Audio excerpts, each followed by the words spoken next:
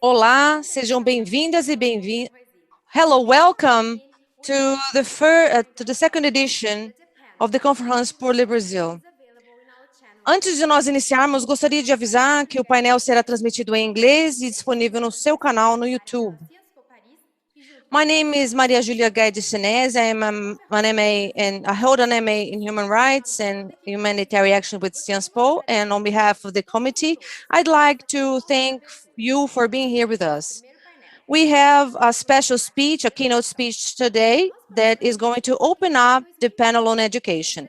The Conférence Pour Le Brésil was created in 2020 by master's students who were looking into stimulating the best comprehension regarding Brazil in France, whether academically or not in this scope. It is focused on stimulating debates at the same time and at the same time proposing solutions.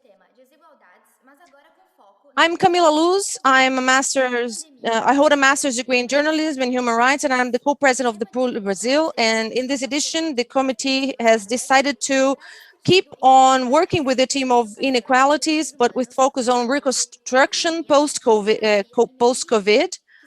Now that the pandemic is emphasizing the inequalities of the challenges that have any concern regarding inequalities. And we are going to have meetings from the 18th to the 27th of June on Fridays, Saturdays, and Sundays.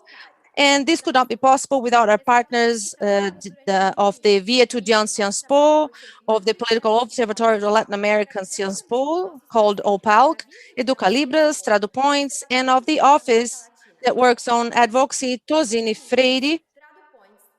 We are also going to have the assistance of Portuguese Sign Language with Educalibras and simultaneous interpreting into Portuguese and English, because we want this event to be accessible to as many people as possible. We now would like to introduce you. We are going to have the former Brazilian president of the Brazilian Republic, Fernando Henrique Cardoso. He spoke to us about the need of rethinking of solutions, and he left a message to the youth. Good afternoon. Hi, good afternoon. It's much better now that you are here with us. Well, I am here and I'm really doing nothing right now, so it's a pleasure to be here with you. I'm going to ask you the first question. So regarding your opinion, what are the actors in the Brazilian society that have played an important role and have been affected by the pandemics? Well, I'm going to change this question and I'm going to tell you what has not been affected. Those who own a business or who work for the government have not been affected. Most people are depending on the market. I live in São Paulo and in a high middle class neighborhood called Higienópolis. And we know people. I know the one person that lives close to me here. But inequality is big. This is one of the most severe problems because we have seen inequality as something natural to us. So we kind of fight against inequality because because this has been normalized to us. This is what is happening. And now the pandemic has increased the number of people who do not have an occupation, and this brings a negative effect. Income has decreased for many people, for example, bar owners, restaurant owners, but those who work there, they are not working there anymore because it's probably closed or they need less people. So the first necessary measure to bring some level of dignity in for people's life is to provide opportunities with employment to those people. If possible, good quality employment. Because if you're going to give employment to people and people do not have education, what happens? You need both. If you do not have education, that's not going to be enough.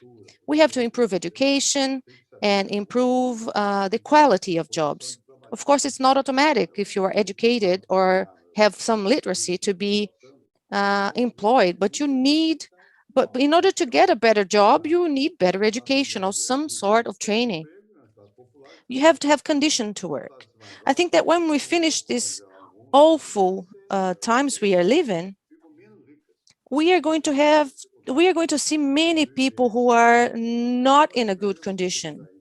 I think that first of all, you need to provide jobs to people, and then all the time you're going to have to take care of education. Right now, schools are mostly closed because of pandemics, because people are afraid, and so some people are having education at home, it's homeschooling, but I don't think it's good enough. It's easy, but it's not good. And why isn't it good? Well, because it doesn't provide sociability. You don't have contact with the other person. And people learn with contact with one another and learn by facing differences. So we are going to face a great challenge further on. We need public action towards education and to increase employment. So I think that the environmental case is not going to face improvement in a short term, but we need to see and people need to see how important it is to take care of the environment. Well, in Brazil, the awareness has increased regarding the environment, but still people don't pay much attention to this issue. They say nature is prodigy, but prodigy is actually nature itself with itself. You see, when people got here, they looked at everything and they said, "Well, forest. Well, it's not only forest. There were more to it. There was more to it. We don't need to look at this as forest or just consider that people are just burning and destroying. We need to have a more ecological sense.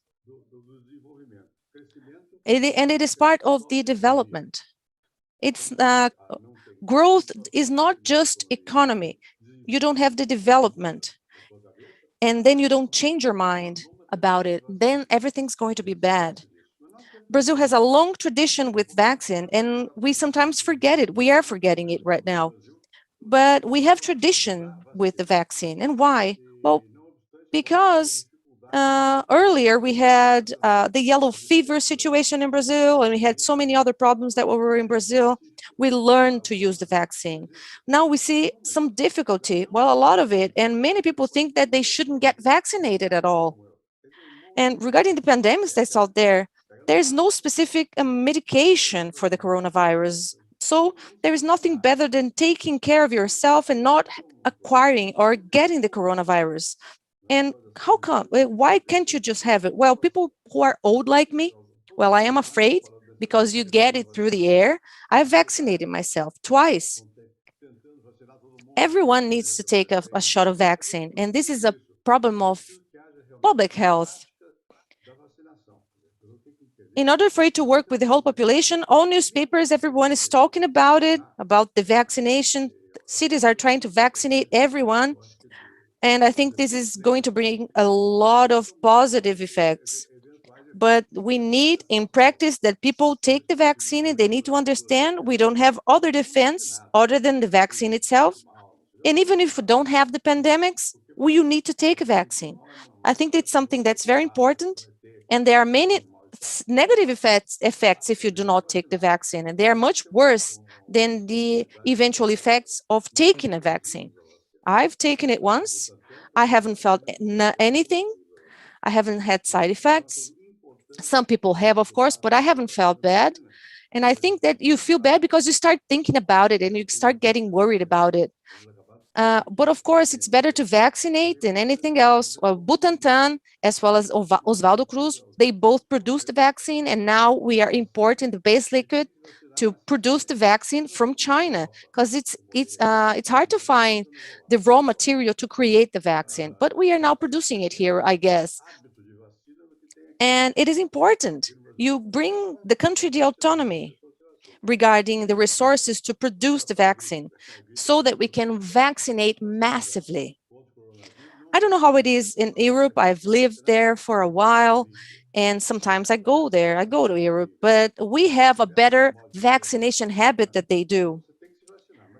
And with the flu, for example, that's another question. That's not a vaccination for flu. It's a different vaccine. And you also have to vaccinate against the flu. And remember that it's something that is free. You don't have to pay for it. And this is good. You must have access to means of prevention. And this is the vaccine, basically. The most important thing for us to be able to advance is curiosity. If you do not have curiosity, well, it's over. It is, and aging means you are losing curiosity. Of course, there is the physical side of it, but I say on the mental side of it, it's the loss of curiosity. And young people need to be awake and understand this curiosity of wanting to know. And what you know, well, you have to learn. You have to learn and you have to see. You have to look at those who know what they're doing. For example, a book, and you could train on something. I think it's really important. You have to be all the time questioning everything, how things are, and see what can be improved. See if you can do anything that is more vigorous, newer, for example. And of course, it doesn't mean that a person that is older cannot imagine, but it's so much easier for the youngsters because they have less experience, and experience is sometimes a burden and a weight. Everyone has a way of adjusting. But if you lose the ability to question with yourself about anything else, about society, then the human being is over and won't contribute to anything. I think it's very important for young people, and not only them, but especially to them, that they keep being curious and the knowledge, of course. Don't think that things are going to come to you that easy. They are not given to you. You have to invent it. And you have to have the imagination. Without imagination, you are not going any further. So, Now, as we know, the young people, it's good to imagine. now we have the honor of presenting our second keynote, recorded especially for this event, by former Foreign Minister and former Defense Minister Celso Amorim. I want to say hello to all our friends, companions, those who are young at heart, and all those who are participating in this Conférence Pour Le Brésil. I want to congratulate all the community of Science Po and all other partners who are also participating in this event, and especially the Brazilians who are participating in this organization. The theme for the conference that has to do with inequalities, with the pandemics and reconstruction, it is essential for today's world. We are seeing in Brazil that the pandemics had terrible effects for various reasons, in part because the pandemics is serious, all over the world, but in part also because we didn't take the proper measures here at the right time. We let everything go. We let the government, especially those who are responsible for the federal government, uh, do what they had or don't do what they wanted to do. And that obviously made everything more serious. But things didn't get worse in a uniform manner, uh, because when you have disasters of this nature, whatever they are, the poor are always those ones who are mostly affected. And I think that the pandemics, with no doubt, was the worst crisis the world has gone through in a long time, at least since the Second World War, which was no doubt a huge crisis with lots of deaths. But we had other crises, economics, the Asian crisis, the crisis of Lehman Brothers, but nothing compares to in terms of human lives, and that's what's important.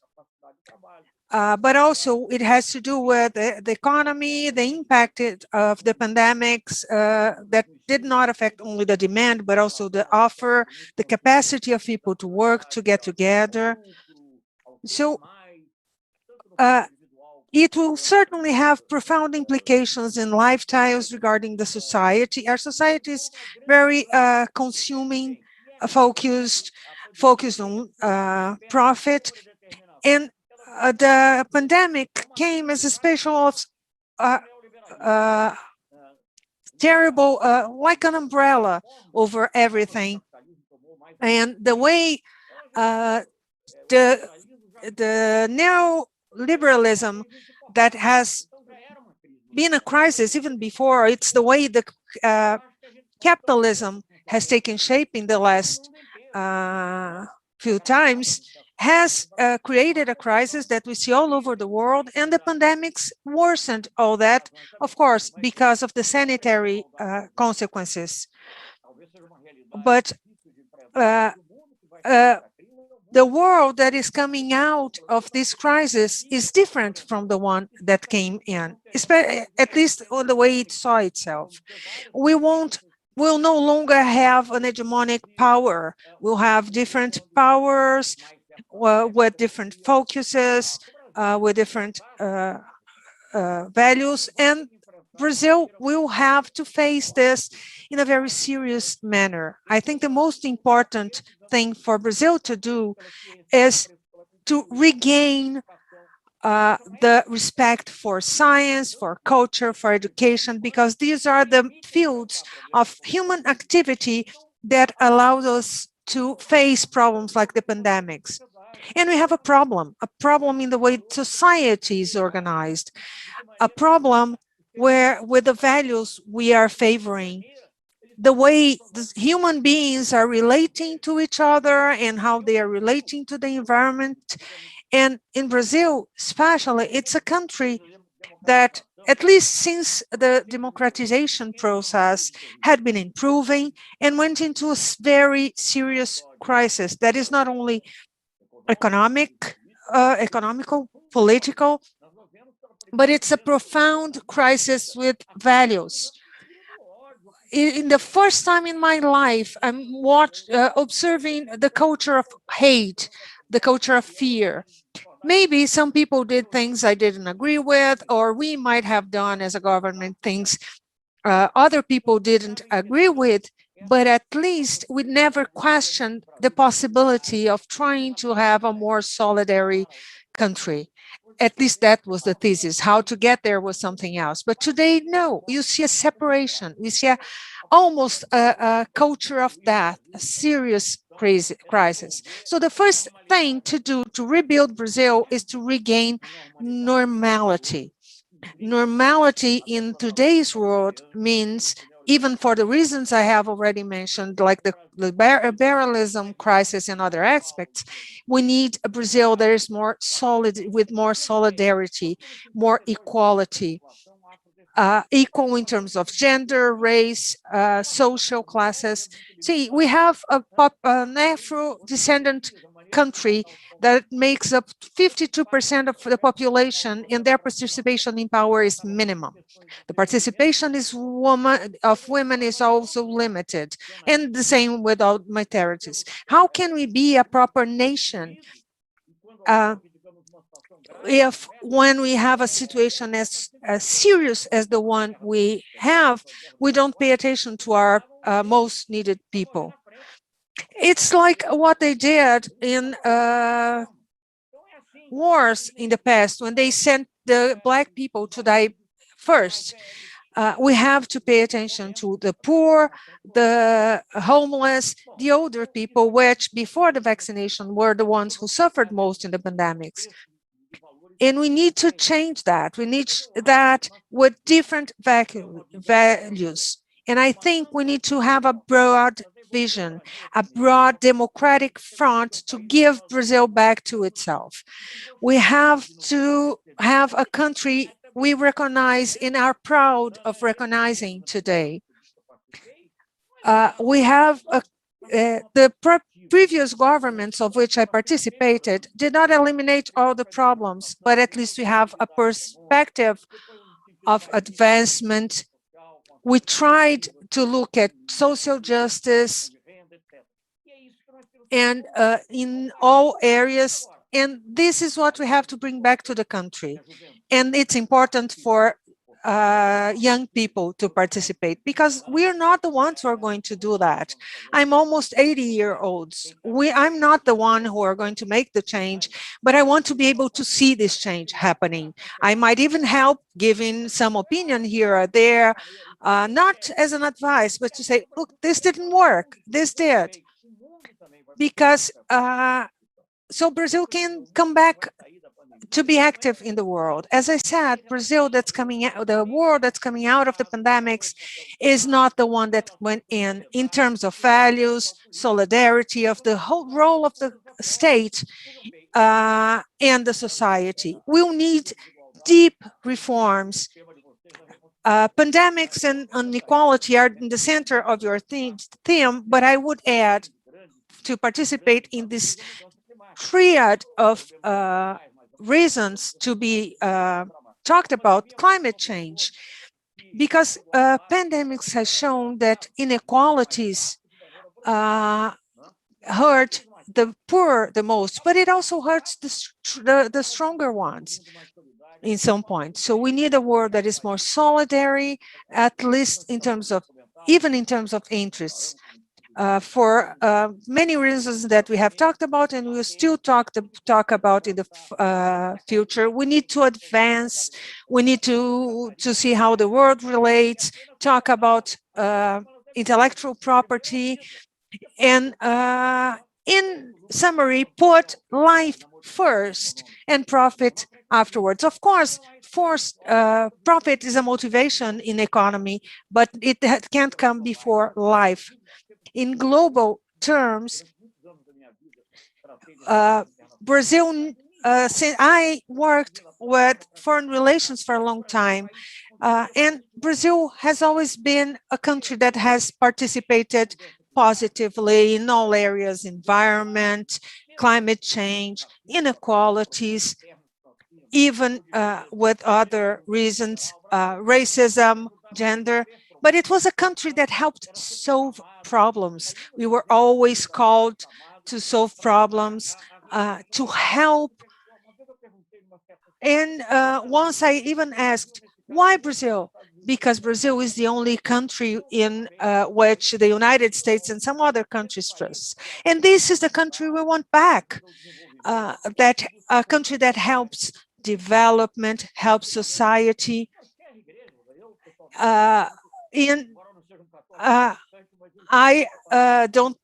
I'm not a big believer, but I think the Pope has been a great example in that sense. And this is the view of the world we need to recover. This is the view young people need. I want to motivate you to believe it is possible. I spent a large part of my life, not as a young kid, but as a young adult, and my whole life working for that. And I believe we can recover democracy. We've been through huge problems and we have overcome them.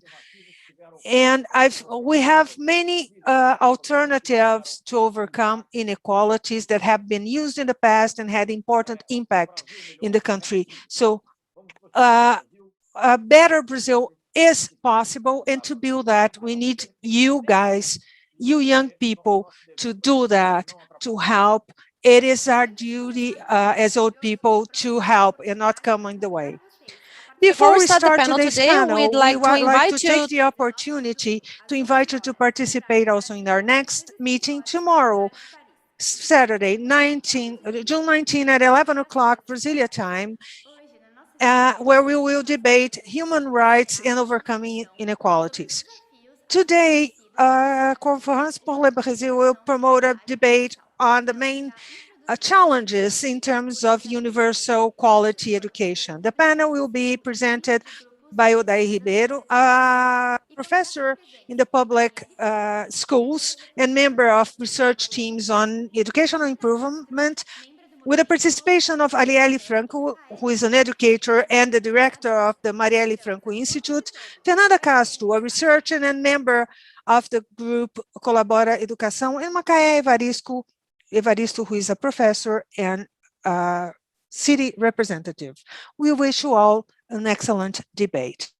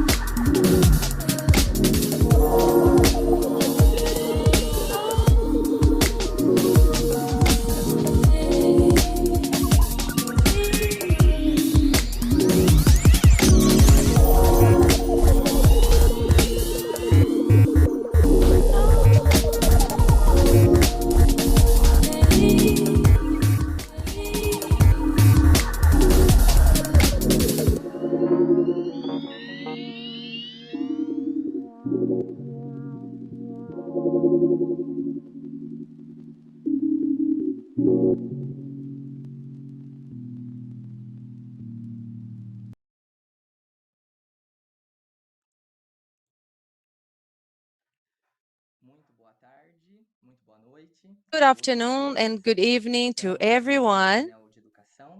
This is the education panel for the Conférence Pour Le Brésil, and it's an honor and a great satisfaction to be the moderator on today's debate. My name is Oda Ribeiro. I am a geography teacher, and I work in the city of Ribeirão Preto. I hold an MA in education, and I've been working as a teacher for 15 years now. We are now living the COVID-19 pandemics, and everything is just going beyond our will. We need to adapt and reinvent all the time and at every moment. We'd like to make now all of the organizers, we'd like to thank all the organizers. This is a great event that gathers people and gathers themes that bring reflection so that we can promote a very fruitful debate in the contemporary society. First of all, I'd also like to thank the participation of our guests, Aniele Franco, Fernanda Marques Castro, and Macaé Evaristo. Thank you very much for your availability and for the opportunity of promoting such crucial and important debate in 2021. I now start my speech with a piece of work that was written by Paulo Freire, who died 100 years ago, who was born 100 years ago, and he's so important. He leads us to think of a better society and a more fraternal society, and takes us to critical thinking. In his work, education and social transformation, he verses about the challenges in society, and he says that the man needs to transform reality in order to be more. And with this intention, with the intention of being more, we have thought of this event to you. This is for all of you, so that everyone can learn. And this is a debate to make us more in the context we are living in. And this is the context of resignifying inequality and the recovery post-COVID. This is for our perspective for Brazil. This is why we have the important guests that we have today. So I'd like to talk about them a little bit. Aniele Franco, she has a BA in journalism and also a BA in English and literature. She is now a master's student focusing the identity of Black women. She is also a lecturer, and she is a director of Marielle Franco Institute. And she also is the executive director of Marielle Franco Institute and the curator of Papo Franco Project and Marielle School. She is very important for our debate. I again thank you very much for being part of this mediation. Our next guest is Fernanda Castro. She holds a master's degree in public administration and government from FGV. She researches the theme of education under the perspective of educational federalism, collaboration regime, and federative governance. She is the coordinator of knowledge management and content production at Movimento Colabora Educação. So thank you, Fernanda, for being here. Another guest we have today is Professor Makai Evaristo. She is a teacher. She's a social worker. She holds a master's and a PhD in education from the Federal University of Minas Gerais. She was the former Secretary of Education of Belo Horizonte City and in the state of Minas Gerais. She is a defender of quality public education for all, with attention to diversity and inclusion. And she is also a councilwoman in Belo Horizonte for the Workers' Party. Thank you very much, Professor Macaé. So considering your presence here, I now start our panel, our dialogue, bringing a question that is going to direct our debate. We know that the remote teaching has been opening up and showing the inequalities, social inequalities, and promoting a movement of entities and organizations and institutions so that this is well thought in order to be overcome. There are millions of children and teenagers with difficulties accessing education and have their studies now paralyzed. And in a certain way, they are a little bit behind than before. Considering this, I bring you a question. The question is to the three of you today, and it's the following. What challenges has the pandemics of COVID-19 presented for the fighting against inequality in education? And with this, you have around 5 minutes to elaborate on it. And then we are going to move to a second moment of this debate with further questions and reflections that we are going to follow with.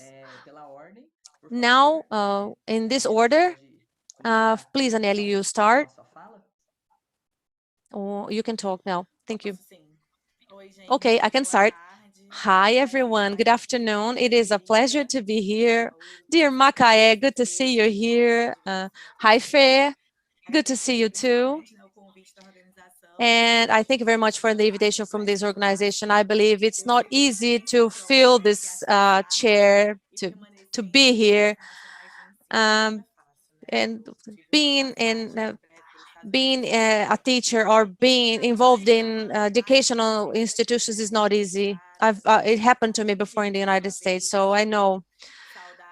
Once again, I'd like to greet every one of you, all the girls here. And in answer to your question, the COVID challenge, when it came, it just opened up the Pandora box, really. All the inequality in the world was put on the table. But we also saw the way inequality was deepened. And I've been repeating this because we felt the same at Marielle Franco's Institute. People were requesting our help all the time, and they're still doing this, maybe a little bit less now, but they demanded our attention and help. And it's just to say very quickly, it's not just the COVID-19 that brings everything, it makes everything fall apart. It's everywhere. It's all over the world. But things that we had to do to face this disease, and with public policies that were sometimes were non-existent, or in a situation where people were just ignoring the situation of our country. Okay, so many Pfizer vaccines could have been here with us way before now. So many wrong ways of dealing with things from the federal government, people getting together and when they shouldn't. We are doing everything that we shouldn't be doing. It is perverse and it's cruel. what we are going through and the strategy we have to go through, the strategy that we have to live with. I am a teacher. I teach high school students, and I've seen and I've experienced a lot of inequality. But the first one that comes to me, my kids and my teenagers who were the poorest possible, those were the one who were more affected, and it was precarious. Students would call me and say, uh, I'm sorry, I cannot access class, I cannot talk, I cannot be there or do anything with the resources I have. So we have to consider that most people, most of those who are responsible for those adolescents and children, they could not go to work, or they had to sometimes. They didn't have a cell phone, for example, because the person in charge at home would go um, to the streets, and the poor and the black people would have to go to work, and they take the phone with them. 600 Brazilian reais as an emergency assistance, and now they are receiving even less than that. So many wrong things. There are so many things that I can list here, and I know that the girls can cover even worse things, can list even more things. What I can say, that from my perspective, this is what I've seen: the lack of access, especially the teenagers. You know, senior students, they just couldn't study. There was no electricity, no cell phone, no internet, no one to support, no way to eat. How can we talk about NM if you cannot eat? I did so much so that NM could be postponed or canceled. We just had to change my mindset to see what can happen. Oh, okay, I'm sorry, someone is screaming here, and that is my kid, so not to worry. And then we had to distribute food staples and books and notebooks and soap, hand sanitizers. People just didn't have the condition to have everything in hand. The democracy and the inequality we have is now open and obvious to everyone. I'm sure that Macaé is going to elaborate even more here to this debate, but and Fernando as well. But this is my point of view in this sense. Thank you. Thank you very much, Aniele, for all of your considerations. And I share the same feeling because I am also a teacher. We see inequality of access.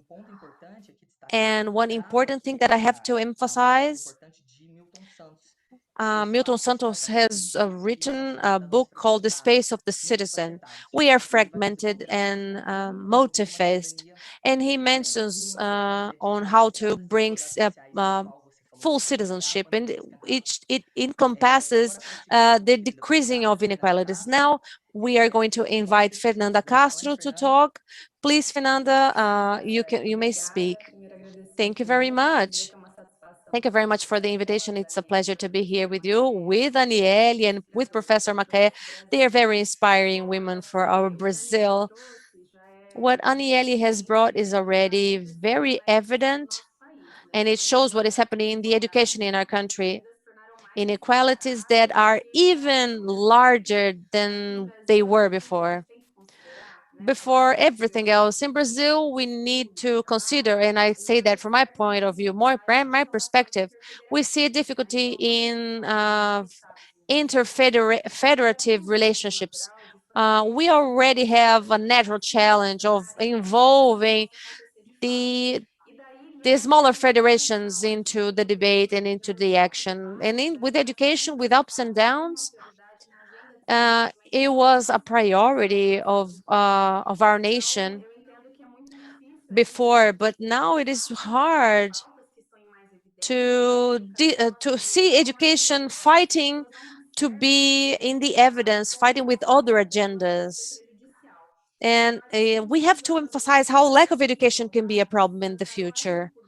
It is just showed how hard it is for the government to interrelate with the states, their relationship with the cities and the states, and with students getting back to school, we had two sides of the story. One, people wanting the commercial spots open and schools open, and on the other side, quite the opposite. We have a polarized discussion everywhere. So what are we going to to be able to do, and what are we going to have to do? And we have to consider, we have the federal government that is very um, omissive. The government doesn't do much. And how can we have this dialogue with the managements and with the government? And this makes sense because this is not happening. When we consider the economic situation of the students, we see how things are hard. Sometimes you have a whole family living in 2 rooms. And the second problem is connectivity. Not everybody has Wi-Fi and internet in their home. So that shows how important schools are. Uh, so we have to find ways to mitigate all the damage caused the pandemics. And all these difficulties are very clear and obvious and made visible for everybody. So now we need to bringing these kids back to school after all this is not going to be easy. And we need, as a country and as a people, there are two things we have to look for. First is to organize the levels of government in a collaboration. The states and cities need to work together to create an organized education policy. And for that, Brazil needs a national education school policy, so the whole society can put together to agree and contribute to the policies, because otherwise you have different poles with people and this teachers. So in addition to all this organization, I also want to leave a message for civil society. All the loss we are experiencing here, we'll probably see it even worse in 10 years. And if we don't get organized to demand organization for a better education, that will be that bring damages and loss also as a collective to the society. So we need to put this in the center of the agenda for all future governments. In some way, we have to have education in the center of the policies. Thank you, Fernanda, for your words. And the pandemics also bring this idea of rethinking the Brazilian society, so it becomes really organized in all levels, state, city, and federal, for a joint action for education in the case. And here, a special and important bias, that is the practice of citizenship, that also brings a form of reconstruction after the pandemic. So it is important to register this and think of this in such a complex moment we are experiencing here in Brazil and are debating right now. So dear Macaeso, please, your thoughts on this initial question. Please, the floor is yours. Hello, good afternoon to everyone who's watching us today. I want to say hello to Aniele, Fernanda Castro. I'm very glad to be sharing this afternoon with you. Thank you for the invitation. Thank you, Odair. I think this theme is very important and we have to debate it at all levels. Education as a right, education as a priority. I would like to highlight that during the pandemics, inequalities became more clear. But I want to highlight the fact, what Darcy Ribeiro says, that the crisis in education is not a result, it is a project. It's not something that came only with the pandemics. This is something that has been being implemented since 2016. And I want to mention two issues that became more clear with the pandemics, which is the lack of structure in education. We had an demand in 2016 that froze investments in education for 20 years. This was a brutal attack to the idea and to the agenda of education that we had been building since the Constitution of 1988, the goal of which was to increase education, increase investment, and our goal was to, for a country, the country that brought education to the whole of the country, to the whole of population in the peripheries and the poorer communities of our country. This is a project that was aimed at ending all the fights of the left wing and of the people of Brazil.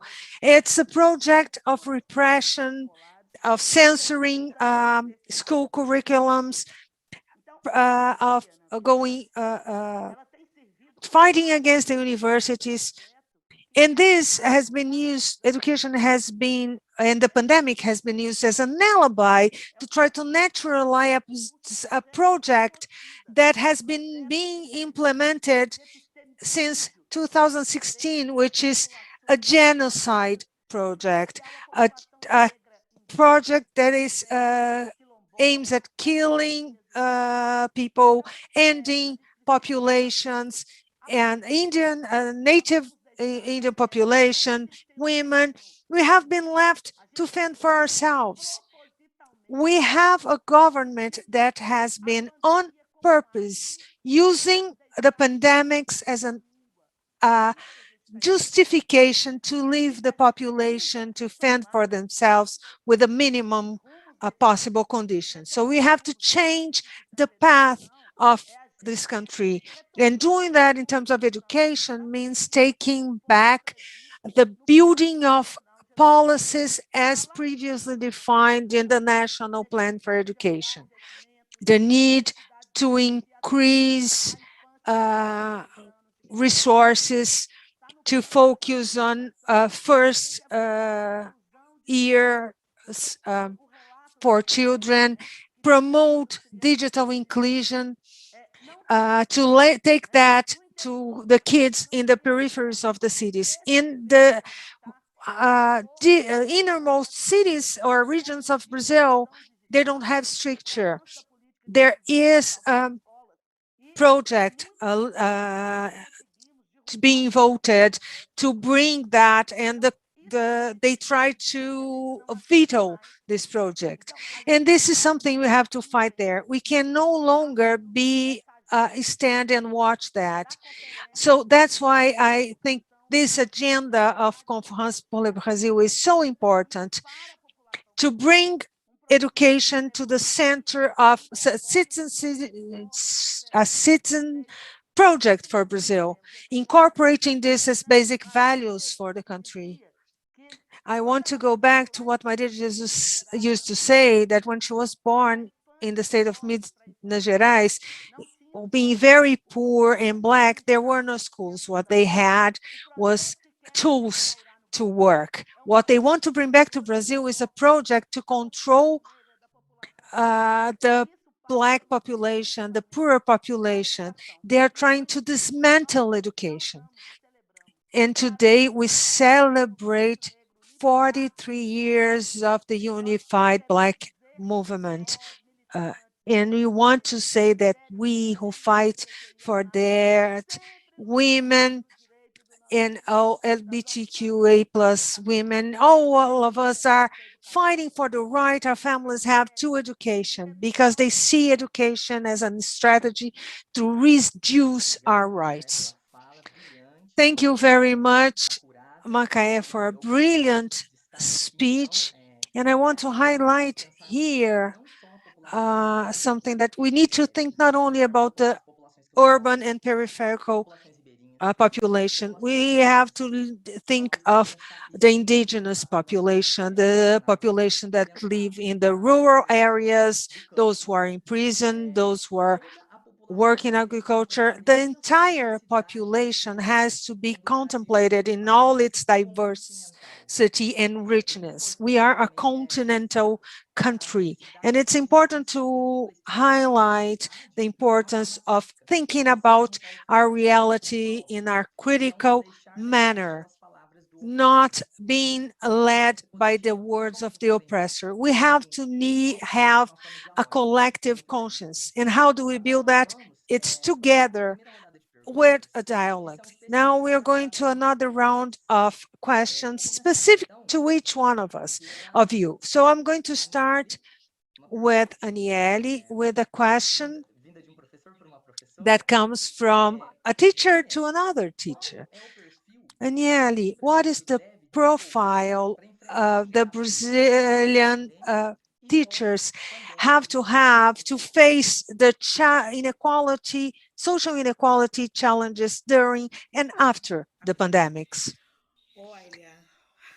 Well, that's a very complex question. You need to be a Superman or a Superwoman, being very clear here.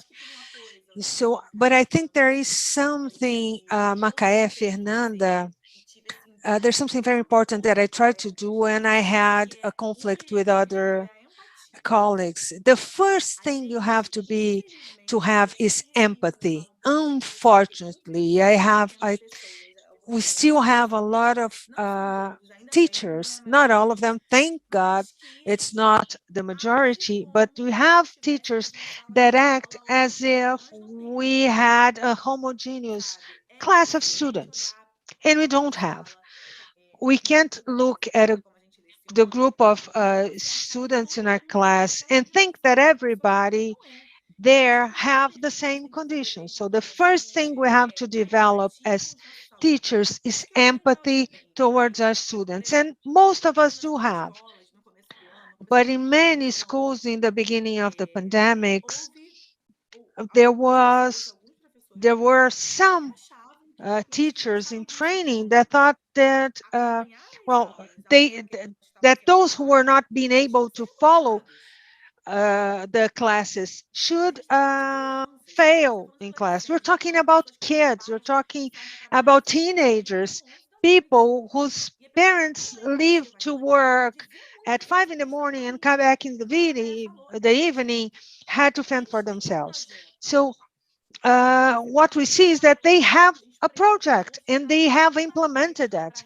We have to be strong to fight and stop this project. So the main thing for me would have to do with would have to do with empathy, putting yourself in the shoes of your students, trying to understand. I have many friends, many colleagues who do understand that, but unfortunately, we still have a number of professional teachers that do not understand that. So, and I think that when we, as teachers, manage, or everybody, when we understand that everything this government has been doing, even those who are still praising this government, you have to understand that as many people they can have without education, the better. So the first thing we have to do is try to put ourselves in the shoes of our students and try to find solutions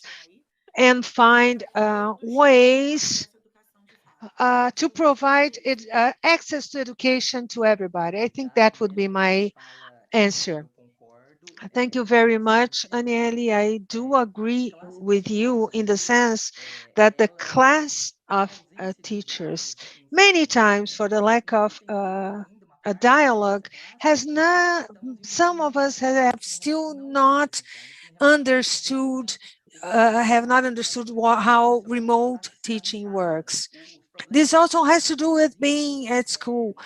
Domestic problems interfere with the access to education. Makai also mentioned the lack of access. So they have to understand this new reality using empathy.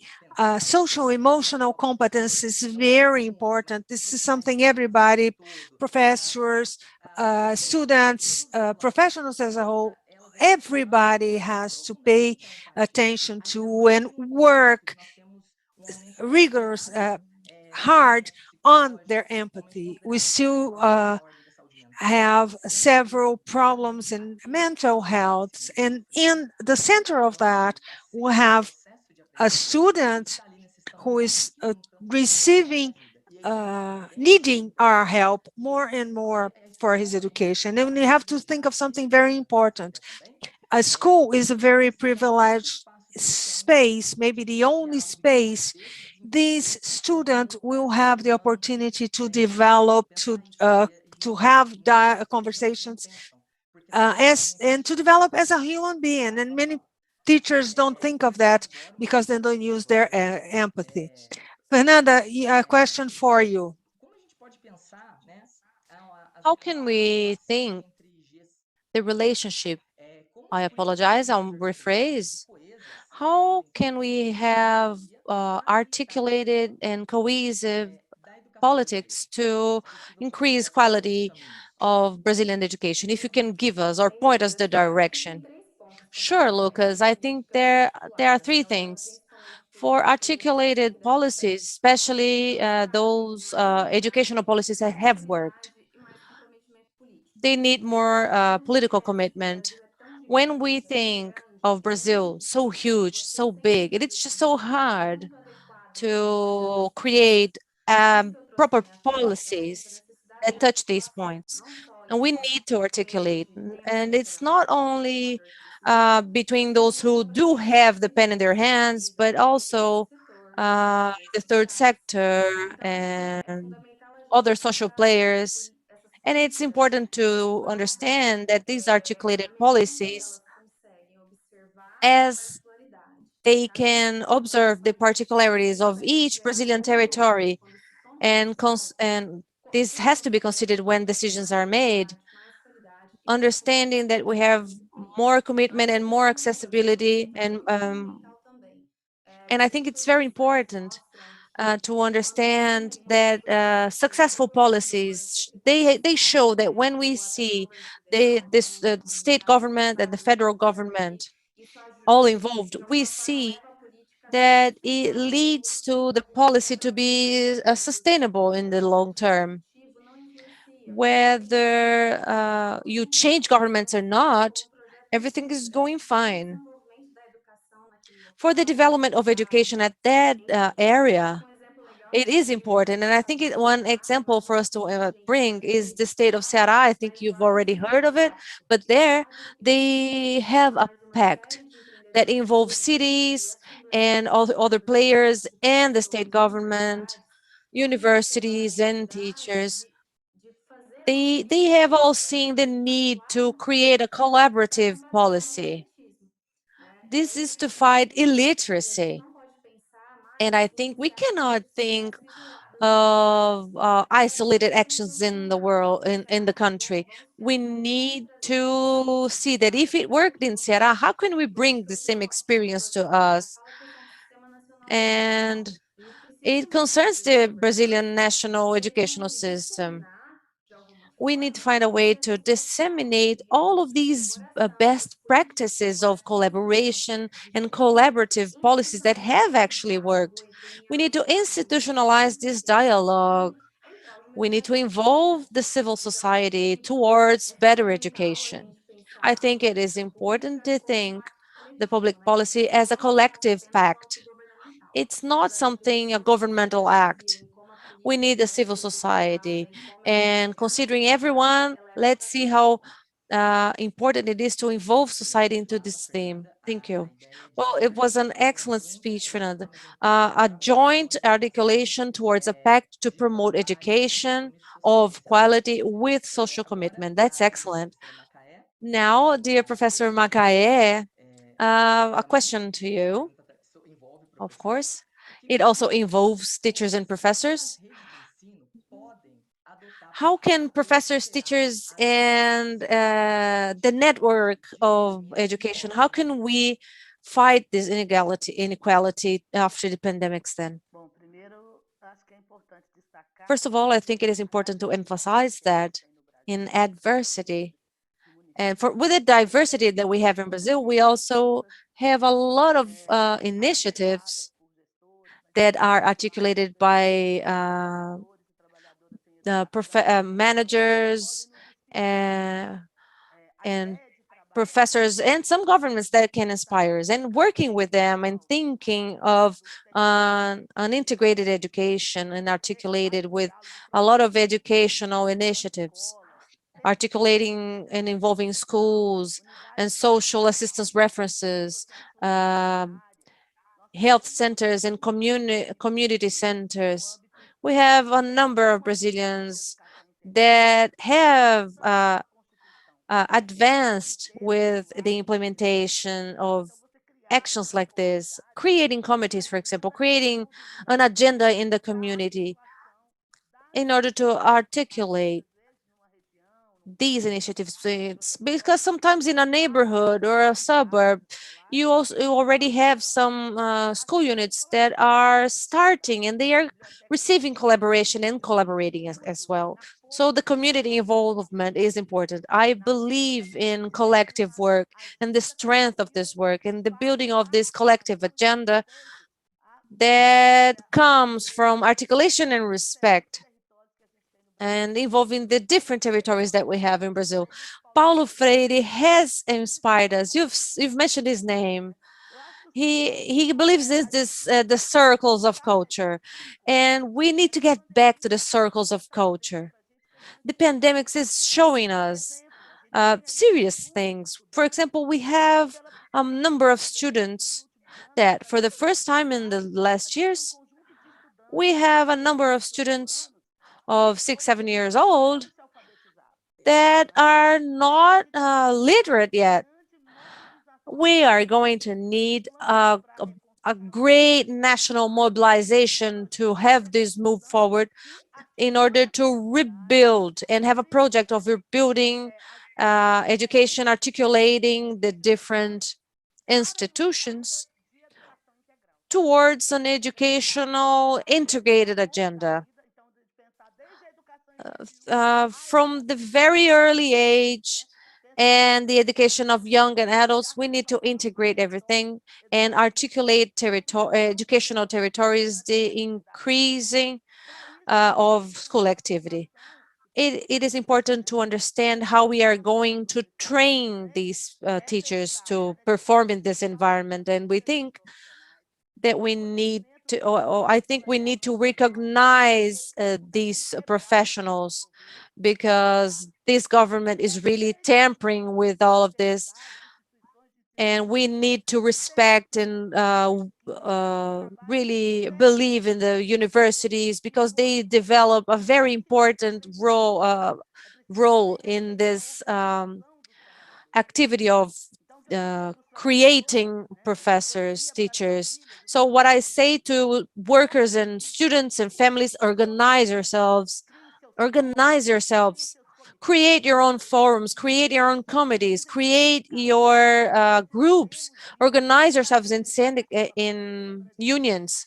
We need to strengthen the public Brazilian school in every neighborhood in this country, because the alibi of the pandemics is serving as tool for the government not to ensure things that were rights that were given to us before. The census of the Brazilian education and INEP and evaluations, they are creating numbers to show.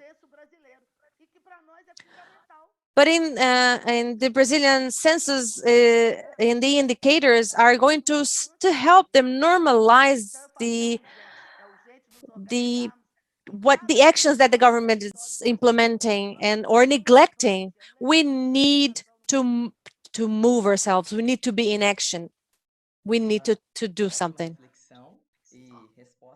This is some great reflection and great answer to the question. It is interesting that what you are saying, everything is connected. The empathy that was mentioned by Aniele, the profile of the student, the teachers that has to be well thought again, and the governance that is very elaborated and cohesive, and Fernando has mentioned that. The idea is to bring civil society into this participation, into this movement, into this action. So it is excellent. Now, I'm going to read a few questions that we've received from the audience. I'm going to read the main ones. The first one that shows here is a question from, hold on one second. Okay, here it is.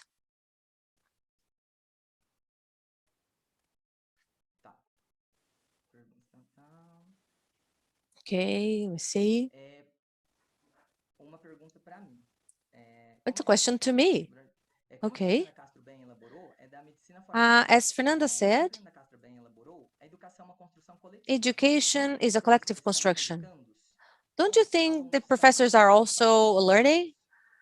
Are they active and passive in this consensus?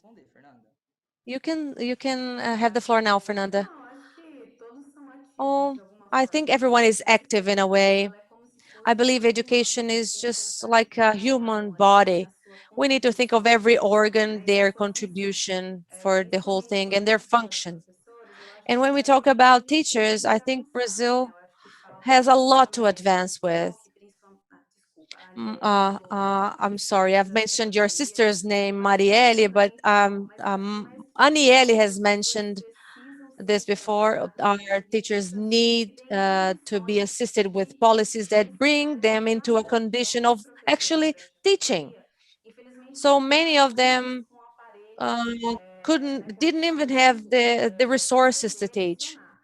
E isso deveria ser pensado And como this um should be plano considered nacional, and eu acho que included in a plan at national escolas level. deveriam ofertar esse tipo, Should de equipamento, fazer This treinamento equipment para esses should be professores. offered to Então, tudo teachers. isso passa Teachers por should uma have the política resources to work. pública So que deem uh, condições de exercício de we trabalho need desses we need policies professores. that E give eu acho que conditions to para além these disso, teachers to é keep uma questão working. até The students at this vou dizer moment assim, é uma are questão de important, of adaptabilidade. Eu course. acho que na There pandemia is eles tiveram que a se very important adaptar e eles exchange seguem now during the naquela pandemics escola because não é the só student para is ver seus alunos, expecting mas there. é para ver They como vai want that funcionar o exchange, ambiente and the e o teachers also ensino want the exchange with integrador. the Então, students. eu I acho think it's que a challenging agora os moment. professores têm sido muito But valorizados more porque than eles estão before, justamente incentivando the os professores. family is Eu acho que é uma supportive lição para a gente and de supportive of professores the quando teachers. precisamos And I cada think vez it's mais important. preparados para We lidar com esses need to desafios que prepare não our chegaram para teachers nós better inesperados to face e não challenges like this. No one was antecipemos, né? expecting Porque this, no of final a course, gente but tem we que need to conseguir learn from preparar this. os nossos professores How para can we isso. prepare ourselves and prepare our teachers for this? Excellent, Fernanda. Now, a question to Aniele, asked by Marcia Nischer. What can be done to support professors in this challenge? Is it also important to look at the faculty? Sim, acho super. Eu Yes, acho que a I gente think it tem is que. super important. Eu acho Am I on mute? que Oh, I'm not. é Okay. importante a gente olhar. Tem uma coisa que I chama de think it's preparação important para to enfrentar, overlook seja lá o this. que for, né? Por We exemplo, need to be prepared to face whatever that alguns is. vídeos aí que a gente One of the tem things that was not mentioned, and I think that when I come to an event like porque a this, gente when I utiliza have someone esse tipo signing into Brazilian Sign Language, I think it's justamente a important. gente está falando, In our porque own muitas institute, pessoas, né, sometimes we are têm essa talking, preguiça and they de sometimes falar, complain that they don't have Brazilian Então, Sign olhar Language para o professor interpreters nem there. sempre I think that é looking uma at the whole obrigação, faculty is muitas important. vezes We é need to sempre tackle muita every esperança problem that we can. do Well, I have a big hope. e saudar da Macaé, porque and I have to salute Professor Macaé for this. When we are in a situation like this, we emphasize this. But she said something very important. We need to believe in the education. Whether you look at faculty, whether you look at the students, or we need, I have the hope that we are going to manage to come out of this situation with some improvement and feeling safer, both students and teachers. Thank you, Aniele, for your answer. Very pertinent answer, because the professor is the educator of the society as a whole. So the next question is to Macaé from Vitória Roma. She asks, how can we get the students and teenagers back, those who left school during the pandemic?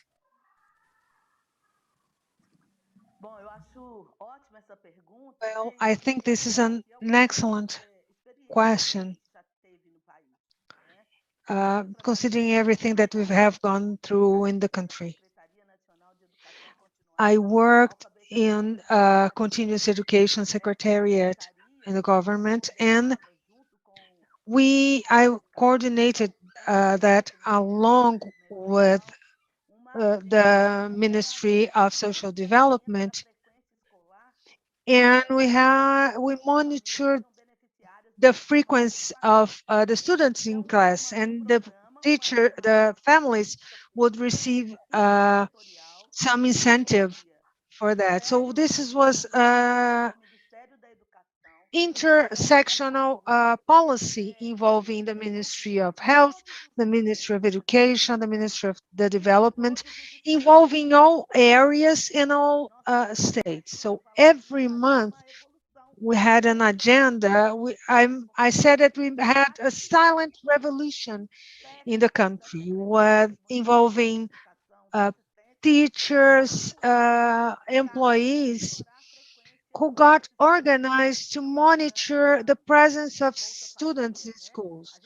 And the Bolsa Familia project that gives basic stemples to the population. We know how important that was to reduce school abandonment, because it helped numerous families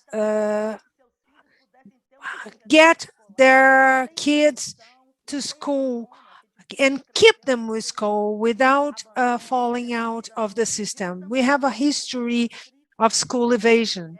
We managed to increase the number of enrollments in all levels. So I talk about this program, and we have other experiences here and there. For example, Redes da Maré have developed a very important program that is a reference, where they had an agenda that was similar to that. They monitor the presence of students in class. They went and actively looked for students who fell out of school. But that goes through, now we have many challenges that go through an agenda that has to do with the Brazilian government, and they are acting more trying to force kids out of school instead of keeping them in. That's why I say that digital inclusion, for example, is so important. We have a survey here in Belo Horizonte regarding how the schools are complying with the health and sanitary protocols schools. And all schools that have responded said that they had no instrument at all to comply with the sanitary situation. They had no contact with school, with families, or everything. How you do it, what channel you use, Instagram, WhatsApp, and all that, everything that was done thanks to the effort of the the workers, of the managers. When Fernanda says that there is a role and an important participation of the government regarding the financing of school, we don't see that. Where is our policies trying to make it possible for students to get equipment, tablets or computers on our debt? We don't see anything. One computer or a tablet per family, if not per student. But we need something. We need some kind of financing to reach these people so we can implement a policy to promote this education. We have many initiatives, but what we're facing today, it's an intentional action to destroy the education that we have been building through the 20th, we built all through the 20th century. Makaya,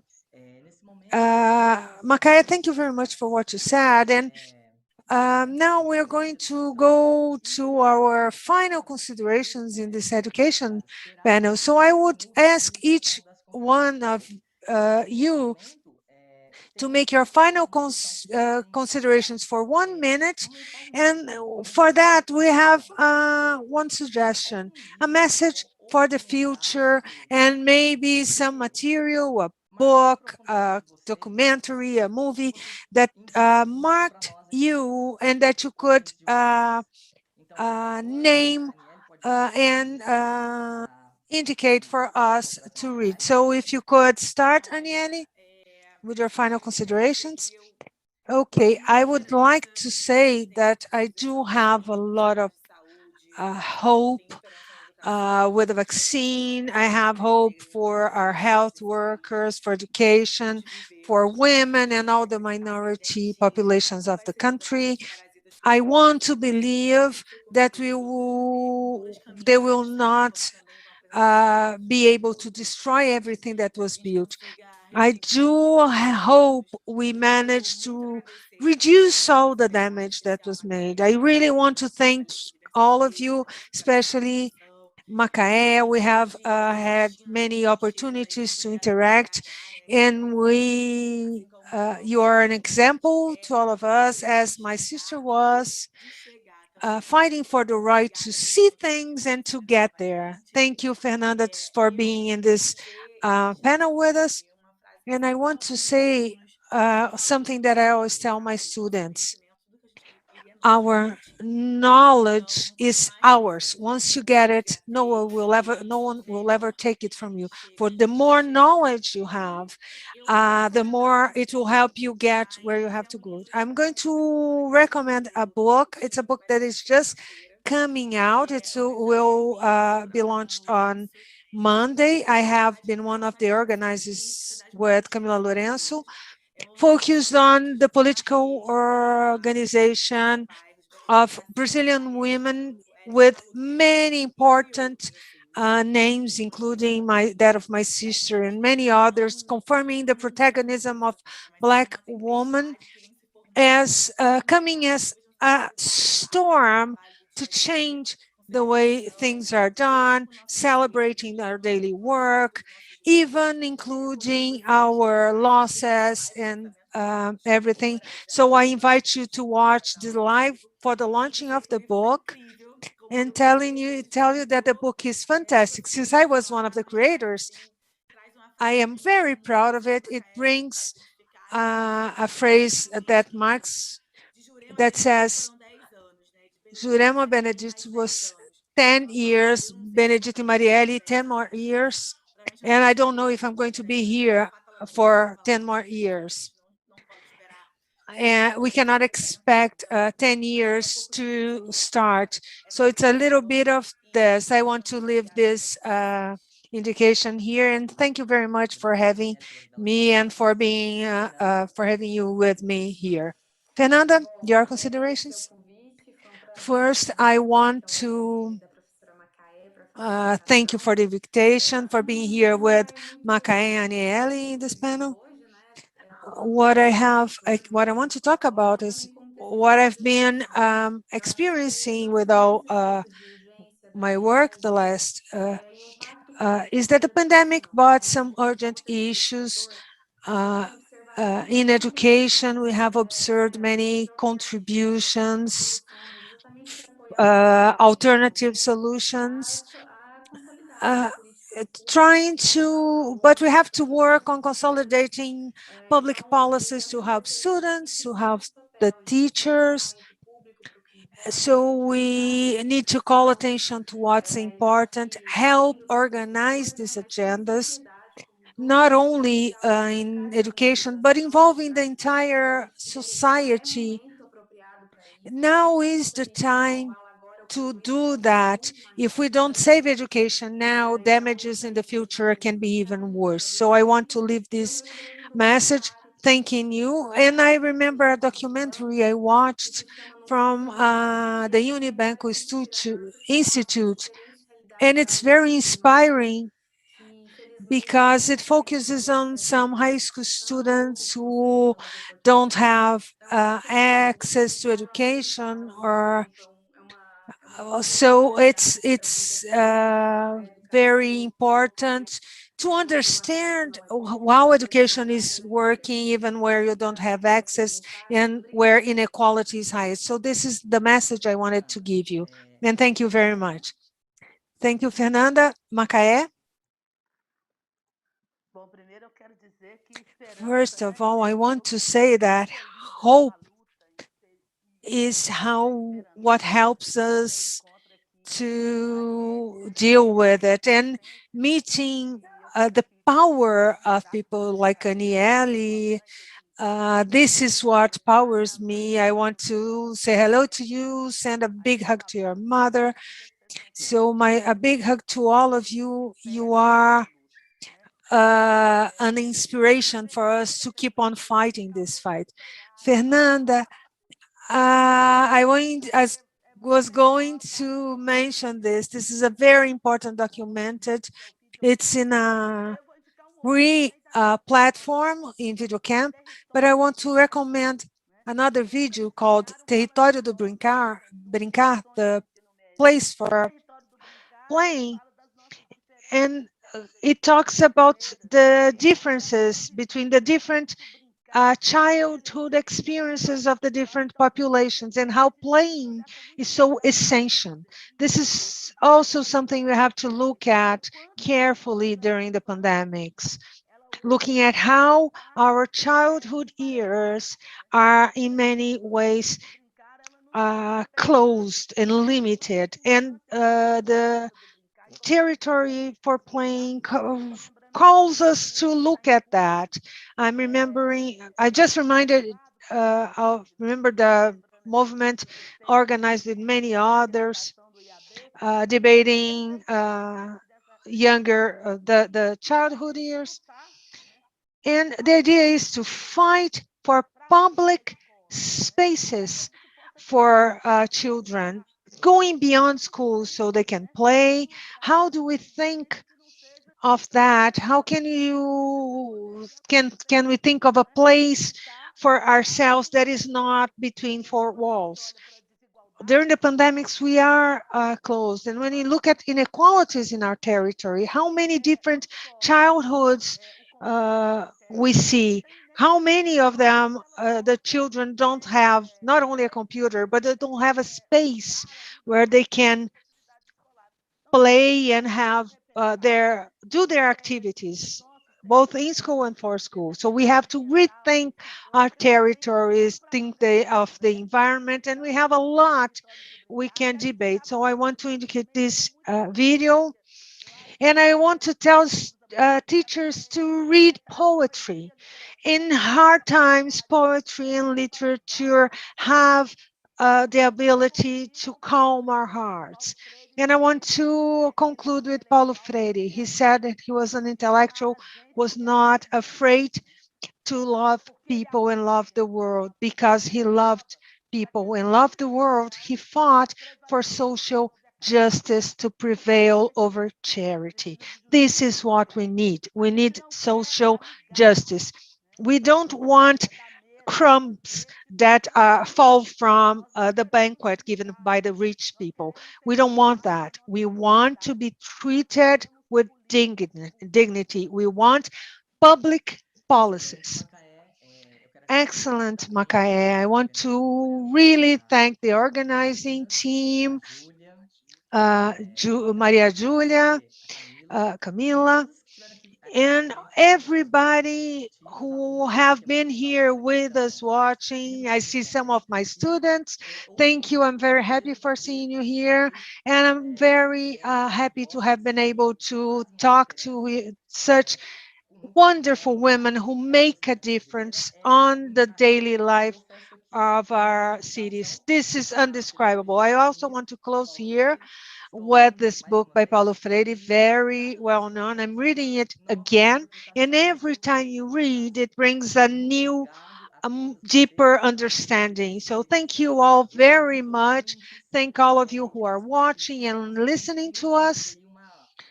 And the Pedagogy of the Oppressed is the name of the book that I mentioned. And so keep with us, watch the other panels we'll have on fighting inequalities after the pandemics and different ways to look at this context we're living, and a very good evening and weekend to all of you.